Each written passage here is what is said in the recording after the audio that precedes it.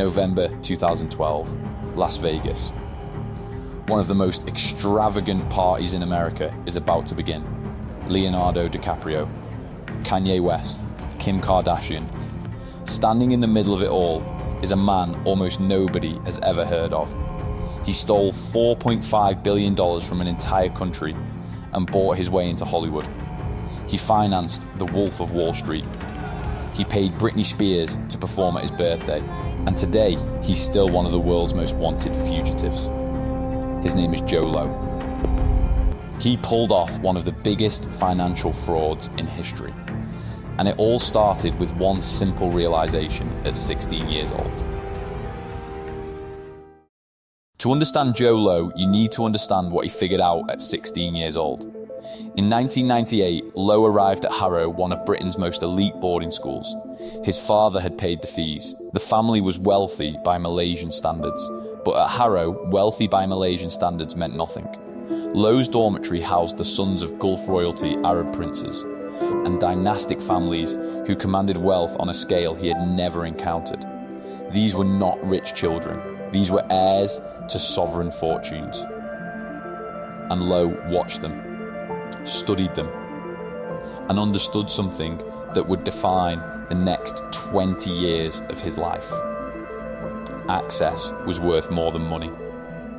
If you could position yourself close enough to power, people would assume the power was yours. He began practicing immediately. He invited his Harrow classmates, these royal sons and heirs, to Malaysia for summer vacations. He rented a mansion for the visit and told them it was his family's home. They believed him. At Wharton, the University of Pennsylvania's elite business school, where he went next, he threw parties that cost more than most people's annual salaries. For his 20th birthday, he rented out Shampoo, one of Philadelphia's most exclusive nightclubs, for $40,000.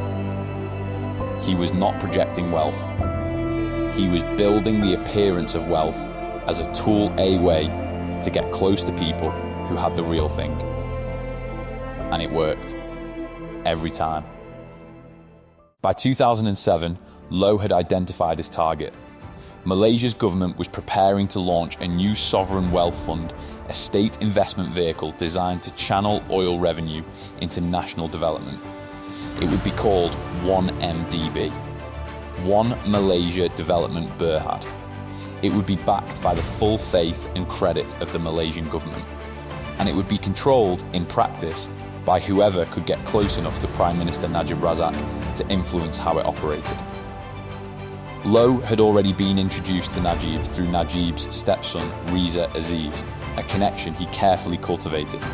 He had also spent years building relationships with Arab royalty and Middle Eastern sovereign wealth funds through his Harrow and Wharton network.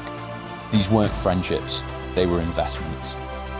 When Najib needed credibility with Gulf investors to launch 1MDB, Low was the man who could make the introductions.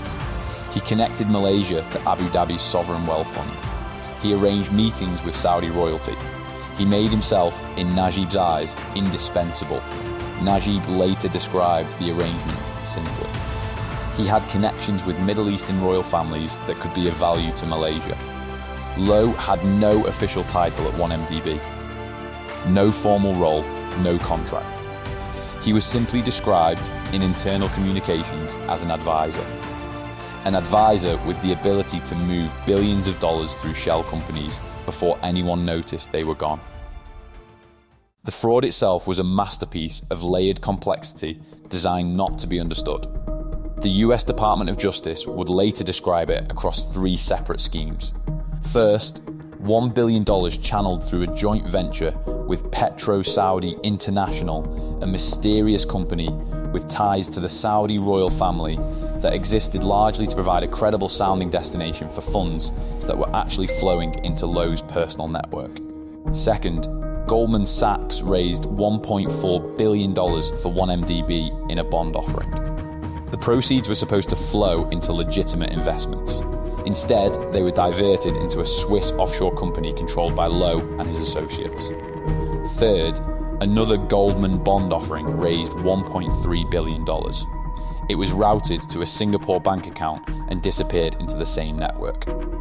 Goldman Sachs charged 1 MDB fees of nearly 10% on these transactions, an extraordinary rate, justified to internal reviewers as reflecting the risk premium for a sovereign Malaysian borrower. The banker who arranged the deals, Tim Leissner, later pleaded guilty to money laundering and admitted that over $200 million had flowed directly into accounts he controlled. He had been bribed to make the transactions happen. At each step, the money moved through legitimate-looking entity shell companies registered in the British Virgin Islands, offshore accounts in Switzerland and Singapore, investment vehicles with official-sounding names, until it was so far removed from its origin that tracing it became nearly impossible. Low called it financial engineering. The DOJ called it the largest kleptocracy case in its history. And then he spent it. Not carefully, not quietly, not in ways designed to avoid attention, conspicuously, publicly, as if the entire point was to be seen. A $250 million superyacht called Equanimity, at the time one of the largest privately owned vessels in the world. A penthouse in New York's Time Warner Center. A Beverly Hills hotel. Luxury real estate in Manhattan, Los Angeles, and London. A private jet worth $35 million. Monet paintings. Van Gogh originals. A $3.28 million Picasso given to Leonardo DiCaprio. Marlon Brando's Oscar for The Godfather, purchased and gifted like a party favor. $8 million in jewelry for supermodel Miranda Kerr jewelry she later returned when investigators confirmed where the money came from. And the parties. Always the parties. Low understood something about celebrity proximity that most people miss. If you could get famous people to attend your events not as friends, but as paid appearances, the photographs would follow. And photographs created the impression of legitimacy more effectively than any bank statement. He paid $250,000 to secure Leonardo DiCaprio at a single event. $100,000 for Paris Hilton. $250,000 for Megan Fox.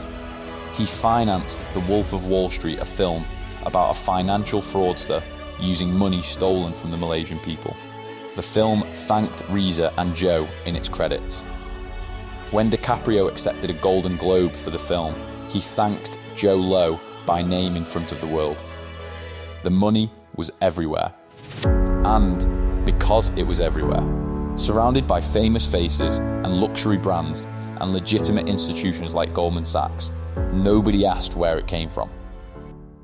There was one person who asked. Claire Rewcastle Brown was a British journalist who had started a blog called Sarawak Report, originally to cover illegal logging in Malaysian rainforests. Small operation, no institutional backing, just a woman with a laptop and a source network. In 2013, she received leaked documents showing extraordinary fees paid by 1MDB on its Goldman Sachs bond issuances. She started asking questions. What she found, slowly, was a trail of money that led from a Malaysian government fund through offshore shell companies to parties in Las Vegas, yachts in the Mediterranean, and film productions in Hollywood. She published. The Malaysian government responded by issuing an arrest warrant for her, not for Jho Low, for the journalist. Najib's government passed new laws restricting financial reporting. It shut down Malaysian newspapers that republished her findings. Police arrested citizens who shared the stories online. For 2 years, the Malaysian establishment protected the fund and pursued the people exposing it. Until 2015, when the Wall Street Journal published bank records showing $681 million, later revised to $700 million, had flowed directly into Najib Razak's personal bank account. At that point, the story became impossible to contain. In 2018, Najib Razak lost the Malaysian general election in large part because of 1MDB. He was arrested the same year. In 2020, he was convicted on 7 counts of corruption, money laundering, and abuse of power. He was sentenced to 12 years in prison. Goldman Sachs paid $3.9 billion in settlements to Malaysia and US authorities, the largest fine in the bank's history. Tim Leissner, the Goldman banker who arranged the deals, pleaded guilty and cooperated with investigators. The superyacht Equanimity was seized by Indonesian authorities and sold at auction for $126 million. Artworks were recovered, apartments were forfeited, assets across 4 continents were clawed back. Malaysia has recovered approximately 75% of the stolen funds. Jho Low has recovered nothing, because Jho Low is still free. Investigators believe he is living in Shanghai under a fake Australian passport, using the alias Constantino's Achilles Vice. He reportedly works as a behind-the-scenes strategist for entities connected to the Chinese government, which has shown no interest in extraditing him. Interpol has issued a red notice. Multiple countries have filed criminal charges. He has not appeared in a courtroom once. Jho Low arrived at Harrow at 16 years old and understood one thing with total clarity. If you could make yourself look like you belonged in a room, people would never ask how you got there. He spent the next 20 years proving himself right. He borrowed the credibility of a Malaysian Prime Minister, the balance sheet of Goldman Sachs, the parties of Hollywood, and the oversight failures of regulators across 4 continents, and used all of it to steal $4.5 billion from Malaysia's sovereign wealth fund. The Wolf of Wall Street, a film about financial fraud, made with stolen money, starring an actor who was later questioned by federal investigators, thanked him in its credits. He is living in Shanghai today, under a different name, with a different passport. And somewhere in Malaysia, the schools and hospitals and infrastructure that $4.5 billion was supposed to build still haven't been built.